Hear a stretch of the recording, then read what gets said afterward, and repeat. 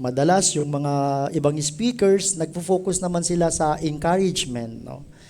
Yung madalas yung second, si Pastor Enrico, madalas nag-encourage sa nagfo-focus sa encouragement, more on counseling, ano? At yung isang speaker, panghuli, madalas din ay more in encouragement. Actually, kung napansin nyo, sa mga matatanda ni dito sa church, halos lahat ng nag-preach ng ibang preacher, ay na-preach ko na nung una. Pero hindi siguro narinig yun ng mga bago. At maganda ring nagiging paalala sa bawat sa atin. Dahil hindi naman na expired, na lalaos ang salita ng Diyos.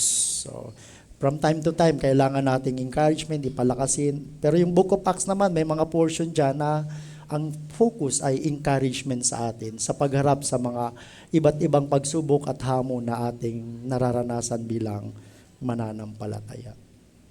Meron bang clicker tayo dito? Wala. Quick review lang tayo, ha. Mas quick ngayon, ano? Para nasusundan nyo, ano?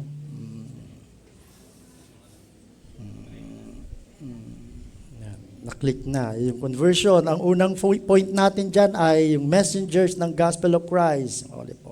Yung second point, ang bilis, ano? The men eager to hear the Gospel of Christ. Yung pangatlo, ito tayo, quick review lang tayo. Yan. Opening his mouth. Yan. Yung pagkasabi yan ay malaya, no? Mayroong kasigasigan, kataimtimang kaseryosohan, kasiglahan sa pagbabahagi ng Ebanghelyo. No? At kaya ay mangyayari kapag tayo ay puspos ng banal na Espiritu. Si Pedro, naging ganun siya sa pagbabahagi, hindi dahil ganun siya, pero naging ganun siya sa pagbabahagi dahil siya ay puspos ng banal na Espiritu. Empowered siya ng Holy Spirit. No?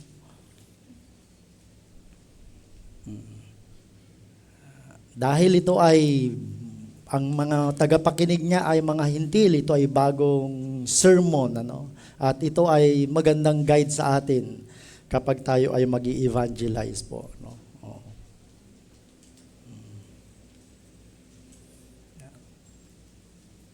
Yung binigyan dyan din, pinakita yung lahat ay mayroong bahagi, mayroong pagkakataon na makibahagi sa Ebanghelyo, Hudyo man o hindi. No? So anong dyan? Yung universality ng gospel. Lahat ng tao ay makasalanan at lahat ay nangangailangan ng kaligtasan. Walang exempted, wala dapat ma-exempt sa gospel. No? Ano man ang kalagayan. Dapat madaman ng ating mga tagapakinig yung pagtanggap natin sa kanila, sino man sila, ano man ang kalagayan nila sa mundong ating ginagalawan, sa lipunan ng ating ginagalawan. Bagamat hindi natin ina-approve yung kanilang kung may mali silang ginagawa. No? Meron akong estudyante sa reading class, bakla, nabading, may hikaw siya dito. No? Sabi ko, ano yung butas ba talaga yan? Opo, sir. Pagka tinanggal mo yan, ano yan? Sasara, hindi butas na. Hindi ba lalabas yung sipon mo dyan? Sabi ng kaklawso, ba't nag-ikaw-ikaw ka? Sabi ng kaklawso niyo, bakit pinakikialaman mo ko? Si sir nga hindi ako pinakikialaman. Ano? Bawal yun, lalo na sa Quezon City. Baka discrimination, sabi. So, bagamat hindi ako approve, pero dapat kong ipadama sa kanya, tanggap ko siya bilang LGBTQ. Yun yung mahalaga. Tanggap mo siya, iba yung approval, iba yung acceptance. Pag nadama nilang acceptance, accepted mo sila, magkakaroon ka ng malaking pagkakataon na makapagbahagi sa kanila ng salita ng Diyos. So, hindi ko pinapakadaba sa kanya, bagamat sa loob ako, parang nalulungkot ako kung ako yung tatay niya na siya ay bakbading. Ano.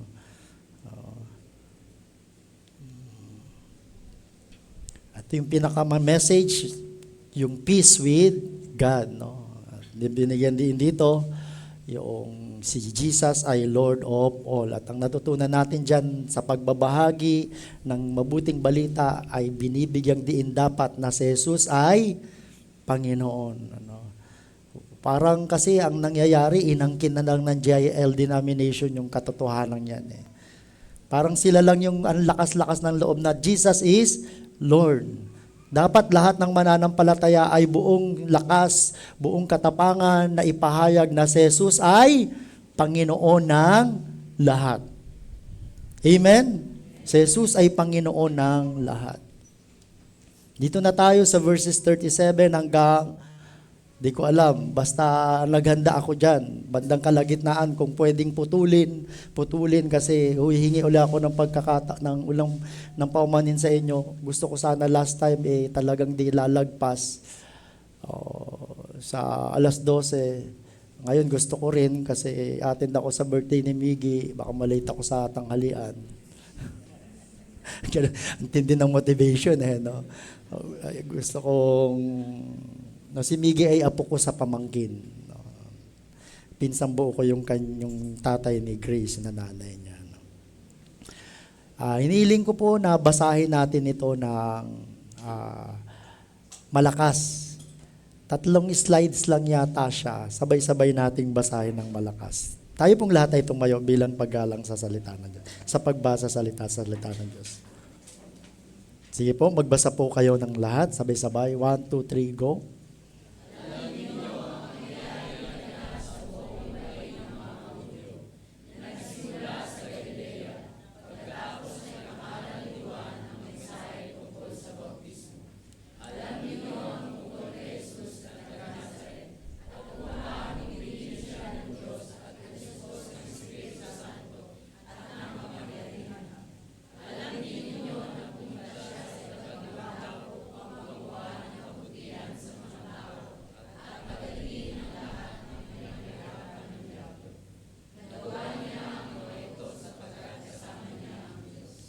Next slide.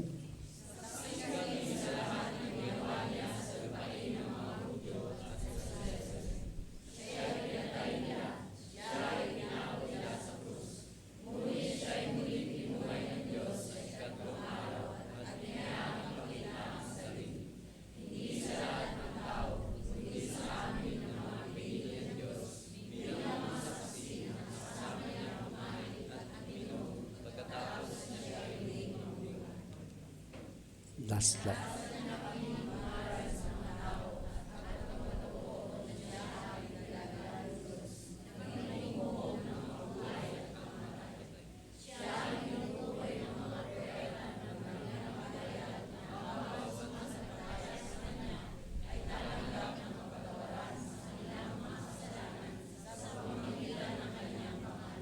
Purihin ang Panginoon sa pagbasa ng kanyang salita. Tayo po'y manalangin. Panginoon, maraming salamat muli sa umagang ito. Napakagandang panahon. Matapos ang halos isang linggong pag-ulan sa nakalipas na linggo, Panginoon. Patawarin mo kami na kung may mga pagkakataon na nagreklamo kami kasi sobrang init ng panahon. Lord, tulungan mo kaming maging mapagpasalamat sa iyo sa iba't ibang panahon, maging sa weather na nararanasan namin sa amin buhay, at kilalanin na ikaw ang nagtatakda ng mga panahong ito para na rin sa aming ikabubuti at aming pangangailangan. Matuto kaming mag-adjust sa iba't ibang panahon na nararanasan namin, Panginoon. Maging mapagpasalamat lalo na ngayong panahon ng tag-ulan, dahil kamakailan lang ay nabalitaan namin ang pagkukulang sa pangangailangan namin sa tubig dito sa aming lugar, lalo na sa NCR. Panginoon, tulungan mo kaming tingnan ang bawat pangyayari, ang bawat panahon sa aming buhay, ayon sa iyong kabutihan, ayon sa iyong karunungan, na lahat ng bagay ay pinahihintulot mo sa aming buhay para sa aming ikabubuti, ikalalago at ikakatatag ng aming pananampalataya.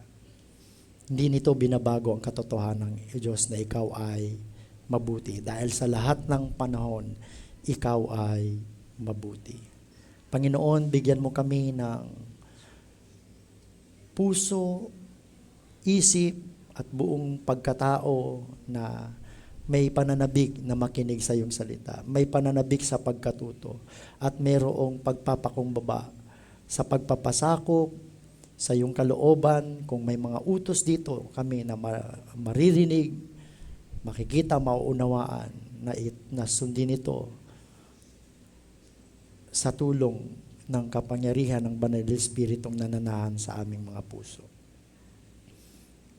Panginoon, wala pong maging anumang hadlang sa amin upang mapagpala kami mula sa iyong salita sa umagang ito. Alisin mo po, Panginoon, yung pakiramdam ng pagkaantok, yung pagkabagot, kung paanong bibigyan mo ako ng kasiglahan sa pagsasalita, ay bibigyan mo rin ng nakikinig nandirito man o nasa online ng kasiglahan sa pakikinig ng iyong salita sa umagang ito. Pagpalain mo po, O Diyos, ang iyong salita. Pagpalain mo po ang iyong tagapagsalita. Pagpalain mo po ang lahat ng nakikinig, makakarinig ng iyong salita. At nang sa ganon, mapagpala namin ang iyong dakilang pangalan sa aming paglabas at pagsunod sa iyong mabuting kalooban na iyong ipapahayag sa amin sa umagang ito mula sa iyong salita. Ito pong aming dalangin sa pangalan ni Jesus. Amen. Maaari na po tayong makaupo. Verse 37, sabi diyan, you know. Ano sa Tagalog na sinabi diyan? Alam nyo. At yung salitang yung katagang alam nyo, nalalaman nyo, ay uulitin po yan ng 3 beses. Balikan natin ha.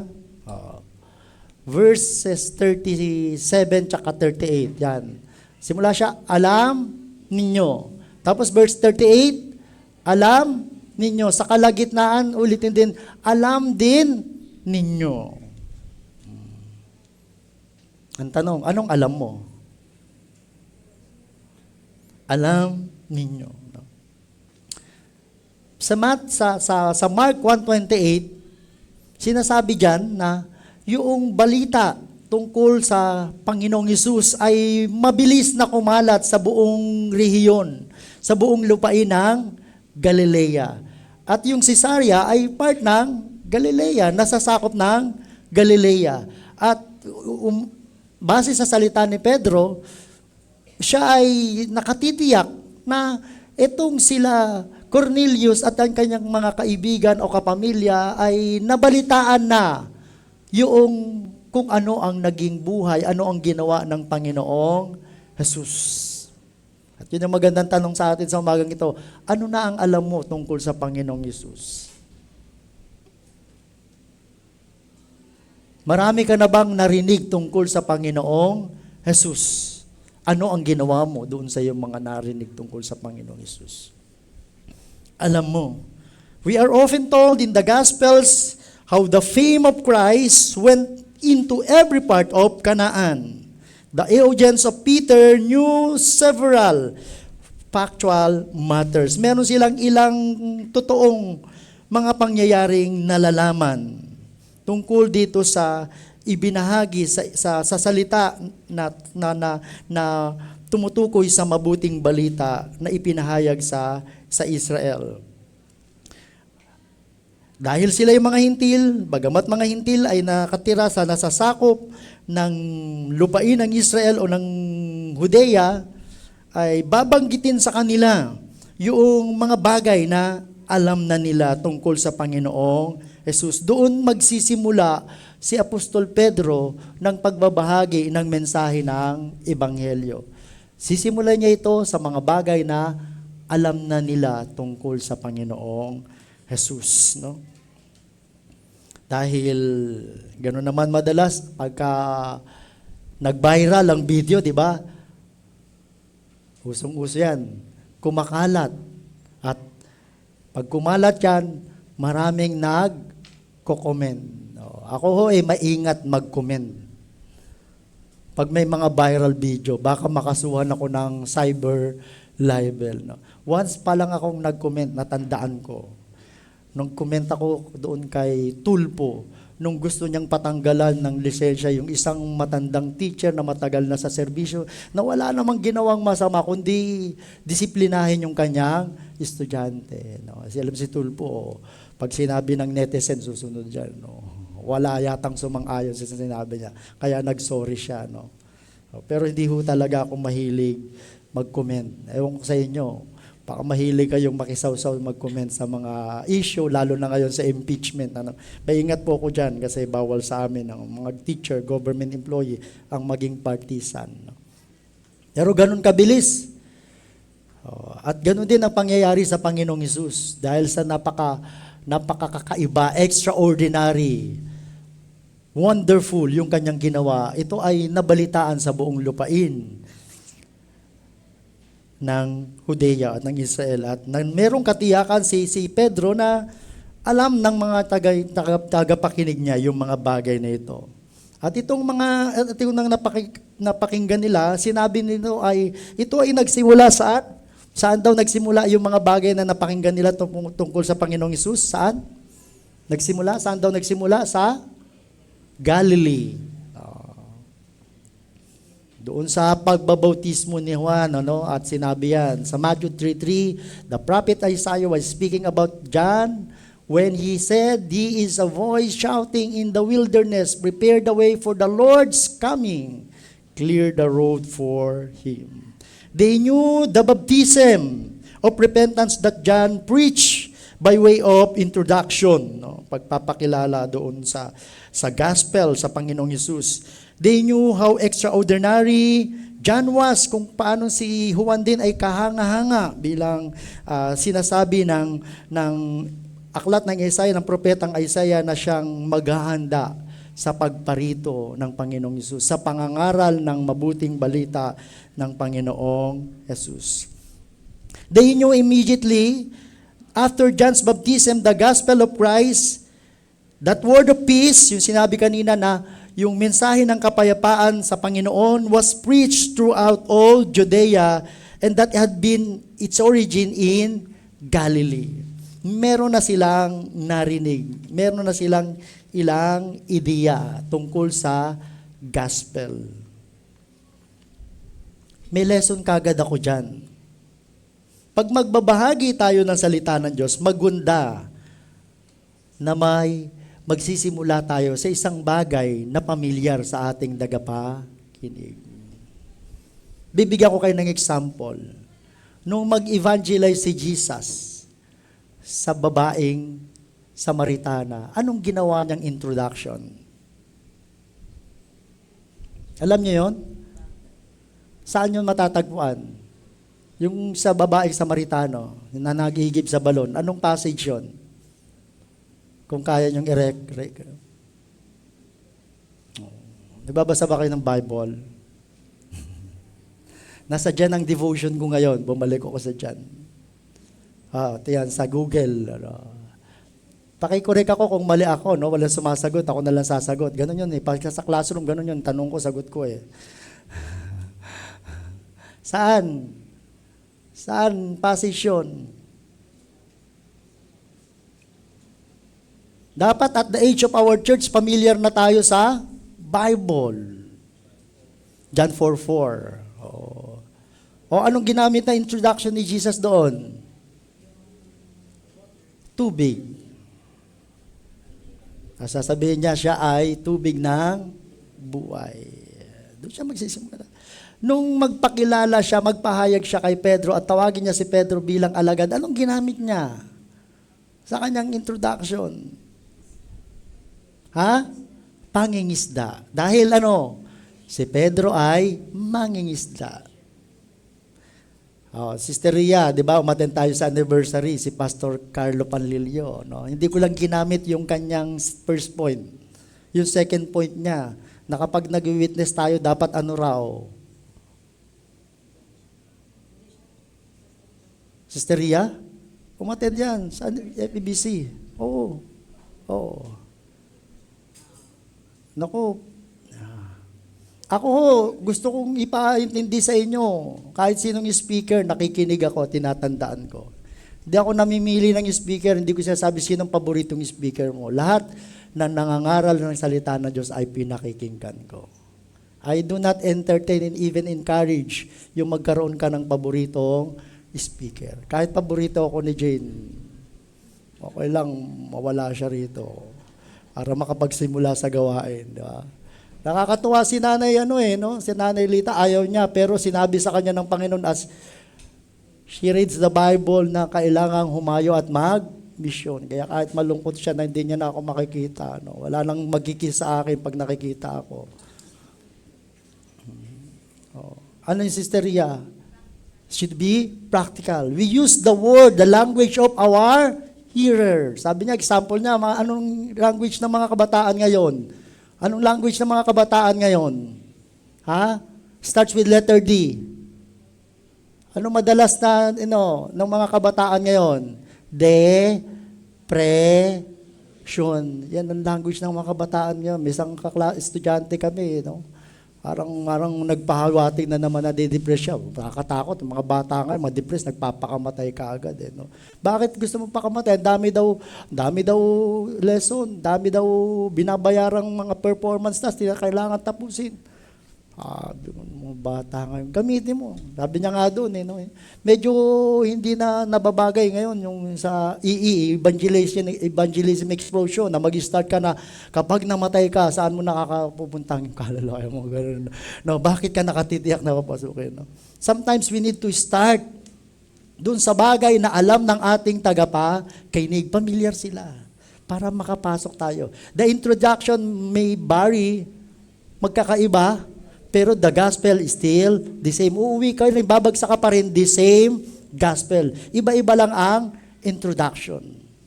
Dapat magkaroon tayo ng kasanayan doon. Nung namatay yung tatay ko at yung guidance ng Panginoon, pinakita sa akin, yung prepare. No?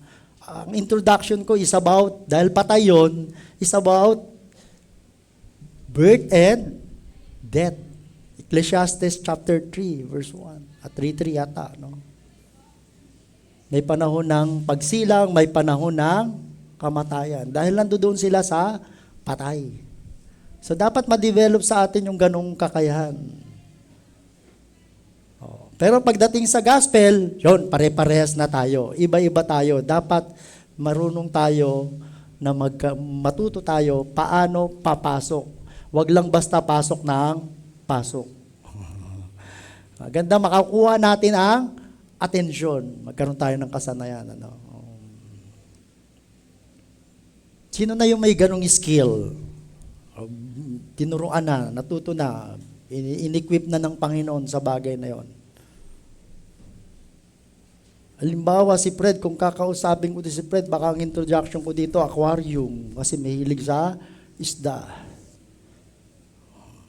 Pag si Alpha ang kakausapin ko, ano kayang introduction maganda rito? Volleyball. Ito ang bola. Basketball, sa basketball. Ito ang bola. Parang ganito ang Panginoong Hesus. Gusto niyang pumasok sa buhay mo, ma-shoot. Mga ganun. Nag-aaral tayo. Matanda na tayo Lalo na matagal na. Pag si Ken kaya ang kausap ko, ano kaya magandang introduction? So, hingi tayo ng karunungan sa Panginoon. Paano ka papasok? Pag si Nanay Nita, si Tatay Ben, meron na kayong dual citizenship. Di ba? Kayo ay senior citizen na, Philippine citizen, tapos senior citizen. Meron pang gusto ng Diyos na citizenship na maranasan nyo. Citizenship citizenship in heaven. Mga ganon. Naintindihan nyo ba?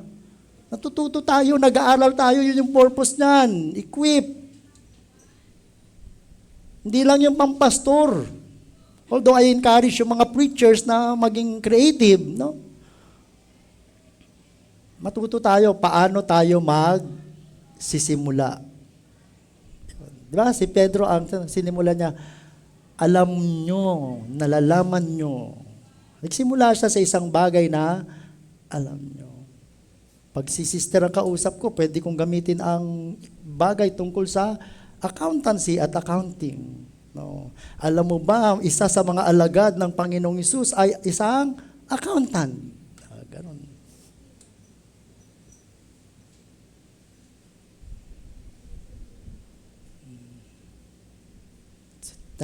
Dapat ganon. Titingnan natin sino yung ating tagapakinig, ano yung lengguwahe ng ating tagapakinig. At makita natin, bigyan tayo ng karunungan paano i-introduce sa kanya ang gospel.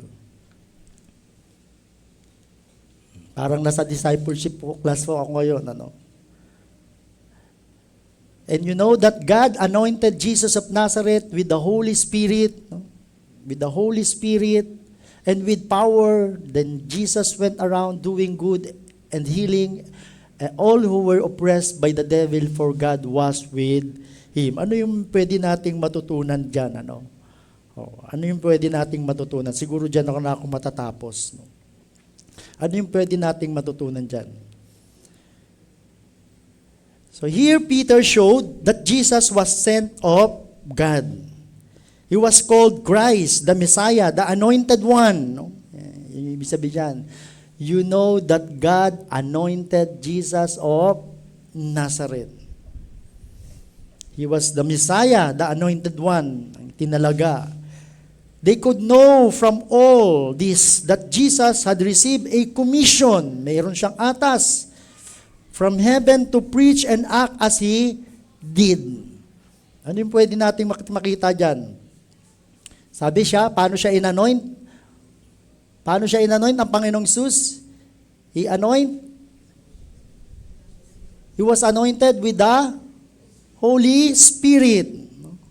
Jesus was full of power, both in preaching and in performing miracles, which were the seal, tatak, at pagpapakita of His divine mission. Yung kanyang ginawang pangangaral na kakaiba sa pangangaral ng mga Pariseo, ng mga tagapagturo ng kasulatan sa Israel. At yung kanyang pagpapakita ng mga himala ay yun ang tatak at pagpapatunay ng kanyang banal na misyon. God was with him. God not only sent him but also was present with him all along. Ganun. For God was with him. Napakagandang assurance yan, no? So Jesus, they knew that Jesus of Nazareth were about doing good. Puro mabubuting gawa ang gusto niyang gawin. They knew how generous He was to that nation. Paano siya naging magbuti, nagkaroon ng magandang kalooban para tulungan yung bansang yon. Sa pisikal na bagay, nagpakain siya ng mga nagugutom, nagpagaling siya ng mga sakit, nagpalalaya siya ng mga pinahihirapan ng masamang espiritu. Lahat ng mga lumalapit sa kanya ay wala siyang tinanggihan at pinagkaitan ng tulong. Hindi siya tamad. He was not lazy. He was not lazy in doing good. At magandang tanong sa atin yan. Saan ka abala? Anong pinagkakaabalahan mo? Anong pinag-uubusan mo na ang iyong energy, ng iyong time? Yan ba ay may kinalaman sa paggawa ng mga bagay na makabubuti sa iyong kapwa? But continue to do good. Going from place to place and doing good wherever, whenever he went. Tanungin mo yung katabi mo, saan ka abala? Of course, siyempre, kung may pamilya ka, abala ka sa paggawa ng mabuti sa iyong pamilya. Kung magulang ka, abala ka sa pag-aalaga at pagsasikaso ng iyong mga anak. Kung ikaw ay nagtatrabaho, abala ka sa pagtatrabaho ng maayos. Pero hindi lang doon, dapat abala ka rin sa paggawa ng mabuti sa iyong kapwa. Amen? Nakikinig ba kayo lagi ng They Say Yes? Ano yung madalas na isinisingit ni Dan Andrew Cura, ng dating president? Sa pagkatapos, sa mga transition ng bawat programa, narinig nyo? Ano yung madalas niyang isinishare? Na nakakalungkot na nangyayari sa ating paligid. Yung katagang dalawang salita, ako muna. Yan yung mga tao at abala sa ako muna. Sabi niya sa bandang uli, hindi ba pwedeng siya na muna, siya naman ang mauna.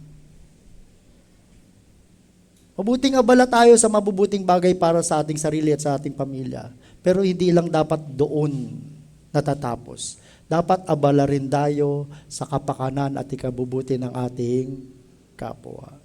Hindi pwedeng puro ako muna. Alam nila, they knew especially that He healed all that were oppressed. Yung pinahihirapan ng masamang espiritu. This showed that He was sent to destroy the works of the devil. Because by healing people in this way, He obtained many victories over them. Nagtamo siya ng katagumpayan, nagpapakita na siya ay mas makapangyarihan at higit na makapangyarihan kaysa sa mga masamang espiritu at kay Satanas at kay sa diablo. Minsan nasasabi natin, ako rin minsan nasasabi ko yun, parang wala nang pag-asa sa ating mundo. Parang napaka-sama na ng mga tao. Pero magandang paalala ito, na si Jesus ay nagtagumpay na sa mga kaaway. Amen? Oh, kasi minsan parang, wala na, pabayaan mo na sila. Meron pang pag-asa sa Panginoong Jesus. Meron pang pag-asa sa Panginoong Jesus.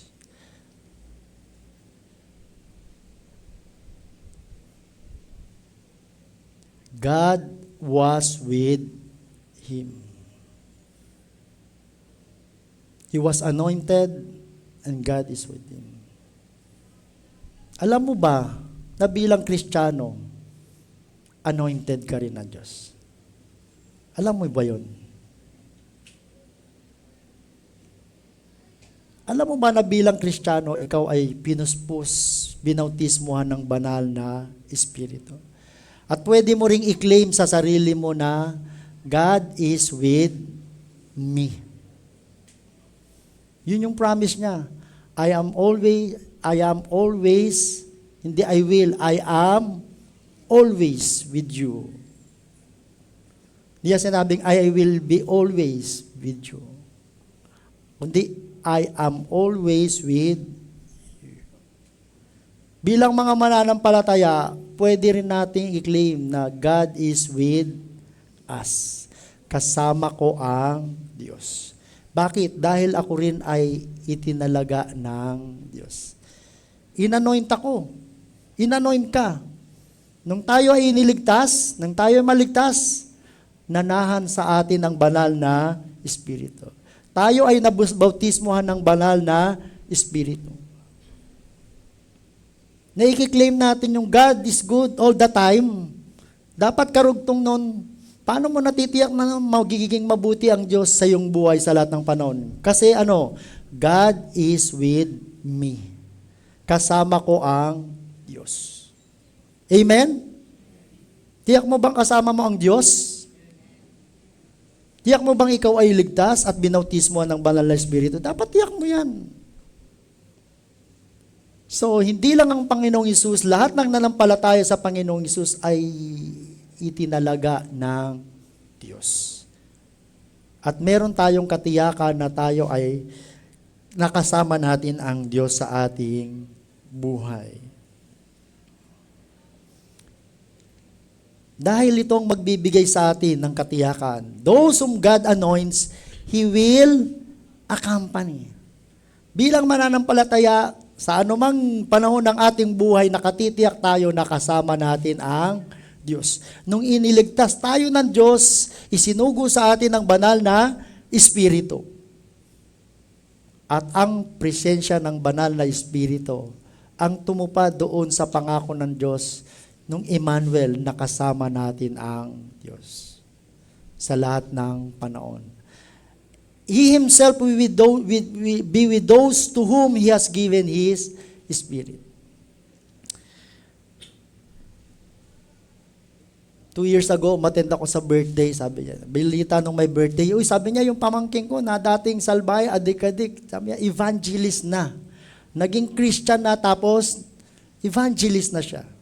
Oh, nakakatuwa yun, di ba? Adik-adik, pasaway, magulo. Tapos, evangelist na siya. Nasa Bicol, kung di ako nagkakamali. Tapos, dinugsungan niya. Nagamit niya yung gandang lalaki niya.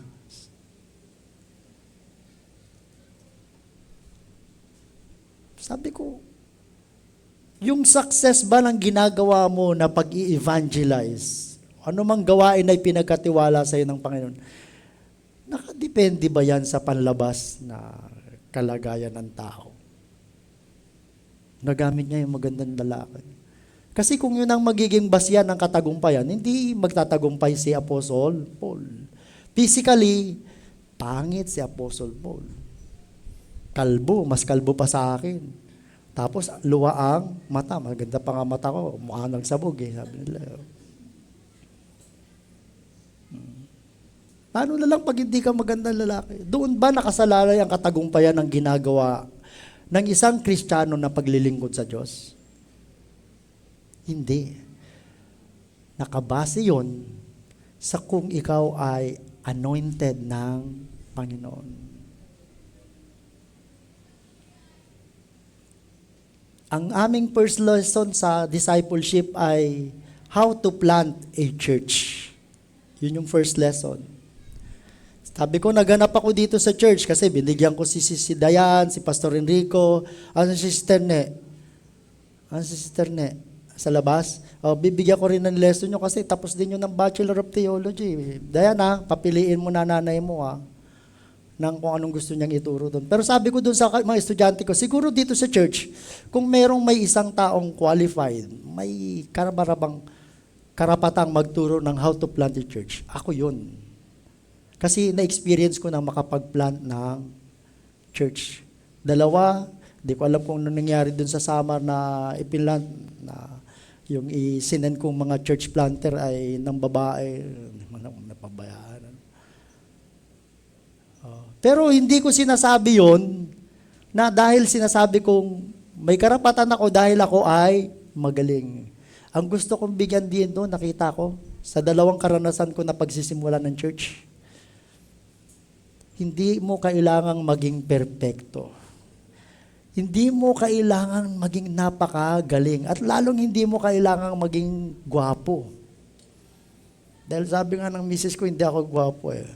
Magaling lang akong pumorma, kaya pag nakatalikod ako, ang gwapo ko. Sabi niya. Kaya pag naglalakad kami, lagi ko nasa harapan niya. Parang makita niya, likod ko lang lagi para gwapo. Ang nakita ko at napatanayan ko doon sa dalawang churches na nasimulan ko yung doon sa Koreano. At saka dito, kahit hindi ka perfecto, pag tinawag ka ng Diyos, inanoint ka, pagtatagumpayin niya ang ginagawa mo. At dapat yung tandaan yan. Alam natin, gwapo si Paulo. Hindi na natin kailangang patunayan yon, kita naman. But it does not guarantee the success of the mission. Ang pinakamahalaga sa lahat, yung anointing ng banal na Espiritu. Ang dami ko alam ng Diyos, di nyo lang alam, dami kong pagkukulang, ang dami kong imperfections, ang dami kong failures. Pero sabi ko, talagang masagana ang biyaya ng Diyos. Ang isang bagay lang natin ako, tinawag ako ng Diyos para maging pastor. At specifically bilang pastor, tinawag niya ako para mag-pioneer ng simbahan. Hindi yung pupunta ka sa simbahan na established na. Yun ang nilagay niyang desire sa puso ko. Actually, kung loloobin pa ng Diyos na ako ay mabuhay ng mahaba, nung naglagay ako, nung first year pa lang kami sa Bible School, ano ang gusto mo makita sa buhay mo 10 years from now? Ang sinulat ko, Lord, gusto ko makita ang sarili ko nakapagsimula o gamitin sa pagpapasimula ng 10 churches. Kung magsisimula yun sa East Bellevue, 3 pa lang. Kulang pa ako ng 7. At ano nagbibigay sa akin ng kalakasan, ng katiyakan na pagtatagumpayin ako ng Panginoon? Yung anointing ng banal na Espiritu. It's not my education. Ang dami kong kaklase sa Bible School, magagaling, matatalino, wala sa ministry. Yung iba nakakalungkot na backslide pa, tapos ng Bible School. Hindi doon nakadepende. ang katagumpayan ng ginagawa nating paglilingkod sa Diyos. Nakadepende yan sa pagpuspos ng banal na Espiritu, sa anointing ng Holy Spirit. Sa mga naglilingkod dito, sa mga musicians, nakakatuwa yun, may ginagawa kayo. Pero yung magiging blessing kayo sa mga taong pinaglilingkuran nyo, nakadepende yun kung anointed kayo ng banal na Espiritu as you perform your service to the Lord. Amen? Yun yung mahalaga. Anointed ka ng Panginoon. Minsan nahihiya nga lang ako no? Na-lesson ko na yun Pag binibigyan ako ng recognition, tapos alam ko sa sarili ko, ang dami kong failures, ang dami kong mistakes, ang dami kong wrongdoings. Pero sabi ko, Lord, binibless mo pa rin yung mga bagay na paglilingkod na pinagkatiwala mo sa akin. Sabi ko, dapat akong magpatuloy. Kasi minsan sabi ko, Lord, baka pwede mamatay na ako. Sabi ni Pastor Enrico yun, pwede na mamatay na ako. Kasi para matigil na ako sa mga bagay na ginagawa kong hindi kalugod-lugod sa iyo. Meron ni-remind ako nito yes, hindi ka magiging perfecto sa mundong ito. Never kang magiging perfect sa mundong ito. Dahil yung perfection, yung glorification, darating yon sa tamang panahon pag kinuha na. Kanina naisip ko, pag huminto na yung oras na ipinagkaloob sa akin ng Panginoon. Encourage ako na magpatuloy. Yun yung binigyan ng diin sa akin. Sayang wala si Paulo rito no? Pero yan gusto kong sabihin sa kanya. Sa pagsisimula mo, Brother Paulo, dapat tiyakin mo na meron kang anointing ng Holy Spirit. You are separated to do that particular task, to be a mission worker, to be a mission pastor, to be a church planter. At kasama na rin doon yung mga makakasama niya sa susimulang pagmimisyon. At sa mga gustong sumama kay Brother Paulo para tulungan siya. Dahil kung hindi ka anointed, baka imbis na makatulong ka roon, magiging ka lang, pagulo, pabigat. Oo. Diba?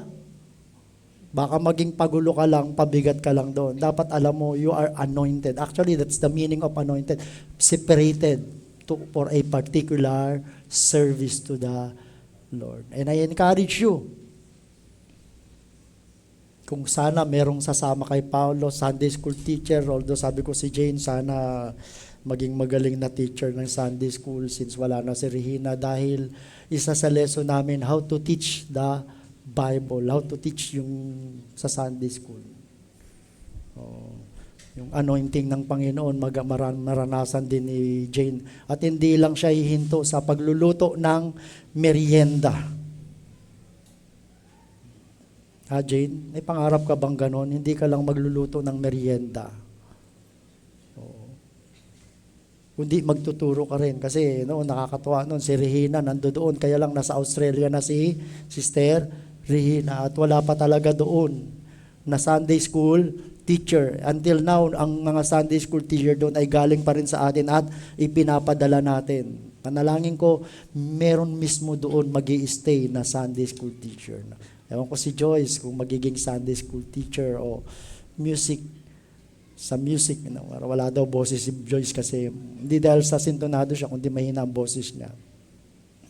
Napakahalaga yung ikaw ay anointed. Papalain ng Diyos ang iyong gagawing paglilingkod sa Panginoon. Yung anointing niya. Sabi niya, and we apostles are witnesses of all He did throughout Judea and Jerusalem. They put Him to death by hanging Him on a cross. By hanging Him in a cross. So Peter's congregation knew all this, yung tatlong bagay na yun, inulit-ulit niya, but in case they thought it was only an exaggerated report, Kung sa palagay nyo yung mga kwento ay exaggerated, madalas ganyan kasi, no? Sa nangyayari sa atin, yung kwento, exaggerate. Sinasabi ni Pedro na itong mga narinig nyo na talagang mga kababalaghan, matinding himala na ginawa ng Panginoong Hesus ay hindi labis sa katotohanan. At kami mismo ang magpapatunay na yon. Ano yung sabi sa Bible? Kung itatala, isusulat lahat ng mga himalang ginawa ng Panginoong Hesus. Anong sabi? Hindi kasya yun sa isang kwarto na, malaking kwarto ng library. Totoo at kami ay mga saksi sa mga dakila at napakaraming himalang ginawa ng Panginoong Hesus. Kaya yung chismis na nabalitaan nyo, totoo yun. Bakit? Bakit totoo yun? Dahil yung chismis na nabalitaan nila ay tungkol sa Panginoong Hesus. Kaya para makatiyak kayo yung chismis nyo, totoo, ang i-chismis nyo ay ang Panginoong Hesus. Dahil walang lubos na tiyak o totoo, kundi ang Panginoong Hesus. Dahil siya ay katotohanan. I am the way, the truth. Hindi exaggerated kung ang ikikwento natin ay kung gaano kabait ang Panginoong Hesus. Gaano kadakila ang Panginoong Hesus. Gaano ka makapangyarihan ang Panginoong Hesus dahil lahat ng yon ay totoo. Amen? Kaya huwag tayong mangingiming magkwento ng mga dakilang bagay tungkol sa Panginoong Hesus. Dahil yon ay katotohanan. Huwag na nating paliliitin ang Panginoong Hesus kagaya ng ginagawa na nagsasabing siya ay tao lang, siya ay mas mababa sa Diyos Ama. Huwag nating paliliitin ang Panginoong Hesus dahil ang Panginoong Hesus ay napakadakila. Anong napansin yung sinabi dyan ng sa Panginoong Hesus? Sinabi wala, pansinin nyo walang sinabi tungkol sa kapanganakan ng Panginoong Hesus. Napansin nyo ba? Wala. Ang sinabi kaagad ni Peter ay tungkol dun sa ministry. Wala tungkol sa incarnation, sa kapanganakan. Although part ng gospel yun, napakahalagang bahagi ng gospel yun, sa kapanganakan. Sa yung pre-existence ng Panginoong Hesus, kung sino siya bago siya ipanganak. May nakakwento ba? Ibang-iba yan. Hindi kagaya nung sermon niya na ang kausap niya ay mga Hudyo, nagsimula pa siya ng kwento tungkol kay Abraham. Pero dito, nagsimula kagad siya ng kwento dahil hindi naman mga Hudyo. They are not familiar doon sa history ng mga Israelita. Nagsimula siya sa kwento tungkol sa Panginoong Hesus. Sa pagsisimula ng pagpapahayag ng Ebanghelyo ng Panginoong Hesus. Actually, nagsimula siya kay John, sa baptism ni John. Wala siyang sinabing tungkol sa kapanganakan. Ang sinabi niya, yung buhay, yung ministry ng Panginoong Hesus. Nagpagaling, nangaral, nagpalayas ng masasamang espiritu, tapos biglang sana siya kagad. Ano na kagad sumunod? Ano na kagad ang sumunod? We apostles are witnesses of all he did, yung mga ginawa. Tapos ano na kagad ang siningit niya? Ano na kagad sinunod niya dyan? Tungkol na sa kamatayan. Mas simple. Pero pansinin nyo, yung susunod na verse niyan, tungkol na sa pagkabuhay ng Panginoong Hesus. Wala siyang ginawang binanggit dyan na pagpapaliwanag tungkol sa bakit ba namatay si Jesus? Yung idea ng substitution, ng sacrifice, ng reconciliation, ng propitiation. Sabi nung binasa ko nga ano siya? Yan yung tinatawag na primitive Christology. Ganun lang kasimple yung kanilang pagtuturo tungkol sa Panginoong Jesus. Later on, na-develop yung ibang mga mahalagang teaching tungkol sa Panginoong Jesus dahil may pangangailangan. Hindi niya sinabi dyan kung bakit ba pinapatay ang Panginoong Jesus. Wala na siya. Tapos ang sasabihin niya na kagad ay, subalit siya ay muling nabuhay after makatapos ang 3 araw. No? Pero isang bagay ang tiyak niya, alam ng tagapakinig niya yung ginawa sa Panginoong Hesus na pagpatay. They knew that the Jews rather, put Jesus to death. They too whom he had done and intended so much, no? Yung ginawa niya ng kabutihan, maraming kabutihan, yun ang pumatay sa kanya sa pamamagitan ng pagpapako sa krus. Sabi niya, alam nyo kung gaano napakasama, napakawalang utang na loob, napakawalang hiya ng mga Hudyo na silang ginawa ng kabutihan, sila pa ang nagpapako sa Panginoong Hesus. Other than that, wala na siyang binigyan na iba pang paliwanag. Sabi ng The Wycliffe Bible Commentary, Peter's sermon contains little reflection, kaunting paglalarawan upon the meaning of person of Christ. No emphasis, walang pagbibigay diin upon his pre-existence, yung kalagayan bago ipanganak. Incarnation, walang bananggit, pagkakatawang tao, and deity, yung pagiging Diyos. It is notable, kapansin-pansin, that Peter says little about the meaning of Christ's death, and that he proclaims no doctrine of the atonement. Wala siyang pinahayag si Peter na doktrina tungkol sa pagtubos sa kasalanan ng tao. Sa simpleng salita, napakasimple ng presentation ni Apostle Peter sa Gospel. Ano yung lesson na matututunan natin dyan?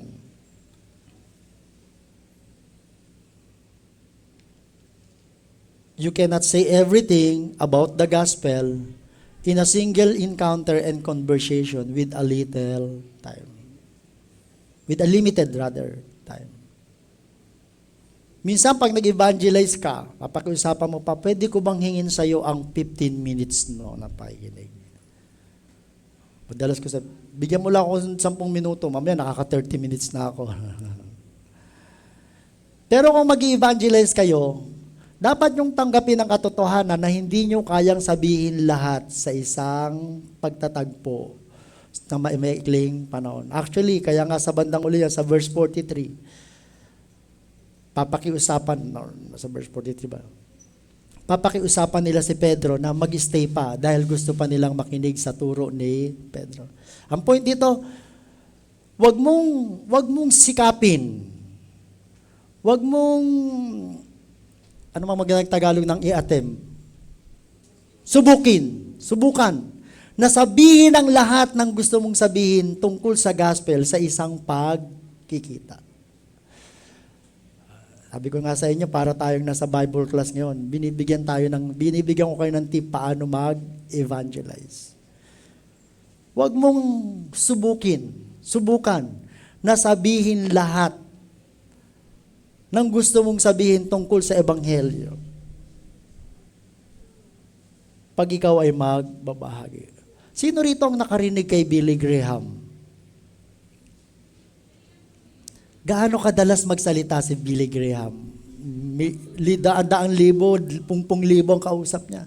Pero una kakanta, pero pag tumayo siya, inurasan ko, parang halos 30 minutos, wala pang 30 minutes. But during the invitation, magugulat ka.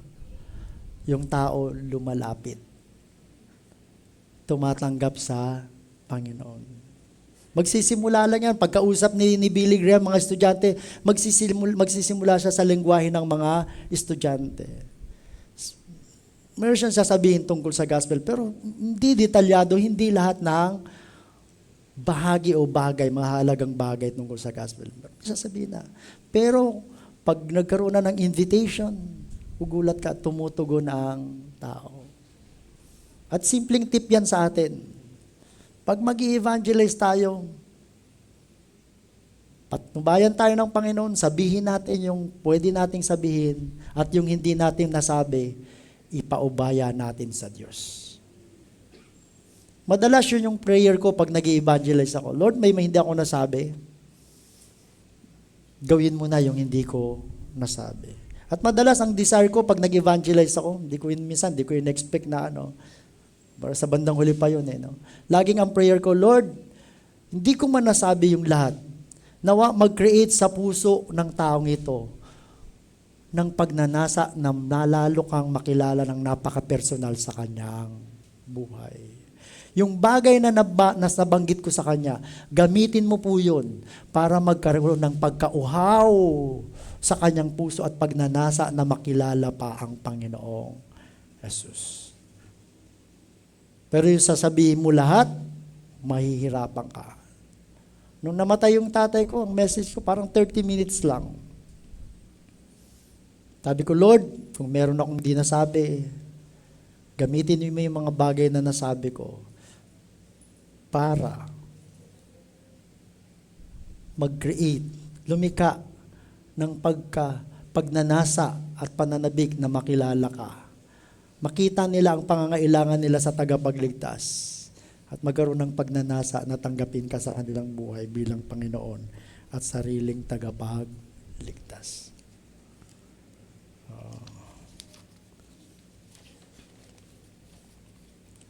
Ilang tip na ako? Tandaan nyo? Ano yung unang tip? O review tayo. Pare-pares naman tayong nalagpasan na natin. Review tayo. Ano yung unang tip? Sa pag-evangelize. Saan ka magsisimula? Sa mga bagay na pamilyar doon sa iyo. No? Tapos pangalawa? Ano pangalawang tip? Yun nga yun, yung practical, yung pamilyar. No. Ano yung pangalawa na lesson? Yun na isulat ko dyan, ha? Iba pa yung mga parang adlib ko. Tayo, tatapos na tayo. Ha? Ano yung mahalaga pag ikaw ay gagawa, maglilingkod sa Panginoon, dapat ikaw ay anointed. Pangatlo yun kanina, no? Puspos ka ng banal na Espiritu. Sa pagtatapos, but God raised him to life on the third day. Then God allowed him to appear, not to the general public, but to us whom God had chosen in advance to be His witnesses. Nabuhay siyang muli after 3 days at nagpakita siya, pinayagan, pinahintulot ng Diyos Ama, na siya ay makita visibly, physically ng mga tao. Pero hindi lahat ng tao. Kundi sa amin lamang na kanyang pinili. Bago pa, chosen in advance. Sa pasimula pa. Pinili niya na kami para magmaligtas. Kasi niyo, no? Patay, tapos buhay kagad. Ganun lang kasimple yung gospel presentation niya. At isang binigyan niya ng diin ito. Mga nagsaksi kami. Nakita, ipinahintulot ng Diyos na makita namin siya ng mukhaan, physically, visibly, nung siya ay muling mabuhay. At yung pangyayaring yun, hindi yun aksidente na kami ang napili. Kasi yung kanyang pagpili sa amin ay ginawa niya na yon in advance. Hindi aksidente, uy, nakita ko siya. No? Meron minsan ganun tayo, nakita ko siya, artista, pa-picture tayo, aksidente.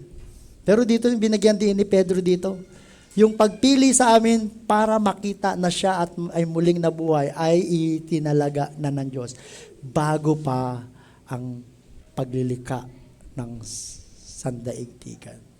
Ano yung lesson natin dito? No? Our conversions, yung ating kapanganakang muli, were not by chance. Yung pagliligtas sa iyo ng Diyos, nung iniligtas ka ng Diyos, kung naligtas ka na, hindi yon aksidente. Amen? Yung pagiging anak mo ng Diyos, pinlano na yon. Dinesisyonan na yon ng Diyos bago palikain ang sanlibutan. Before the foundation of the world, He chose us to be His witnesses. Kalakip nun. Yung pagpili sa iyo para iligtas, para maligtas, hindi lang doon yun. May kaugnayan nun. Para ano? Para ikaw ay maging saksi ng ano? ng kanyang pag-ibig, ng kanyang habag, at ng kanyang masaganang biyaya.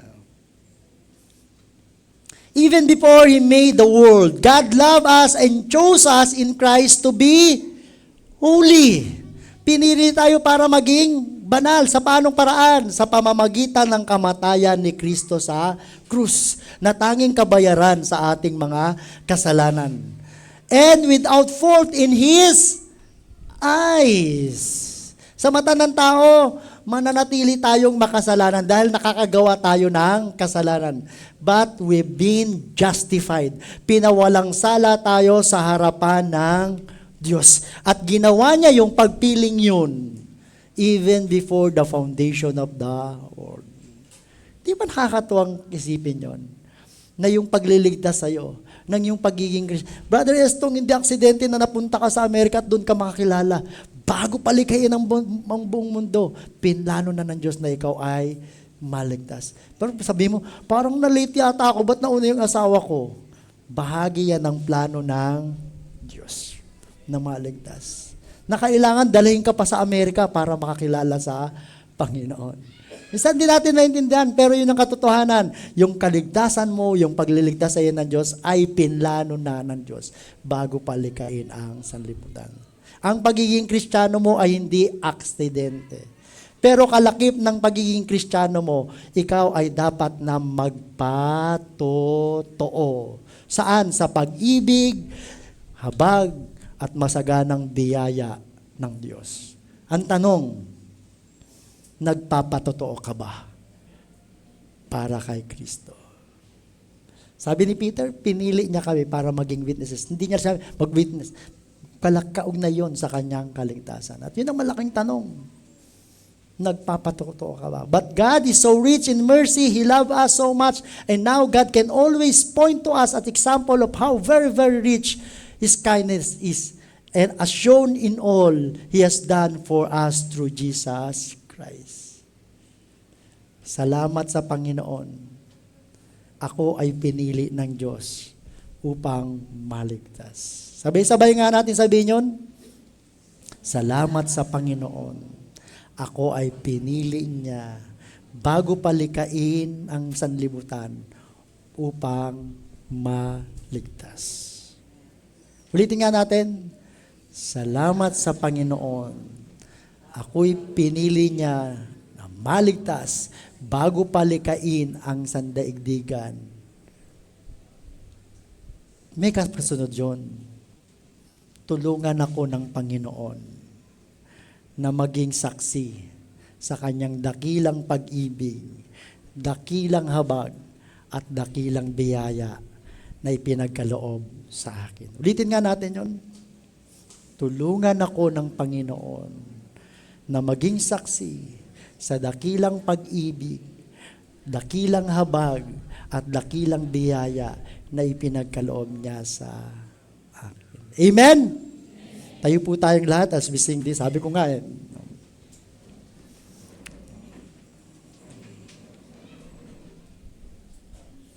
kung alam nyo sa English yan, hymn, He lives, no? Si Kristo'y buhay, no?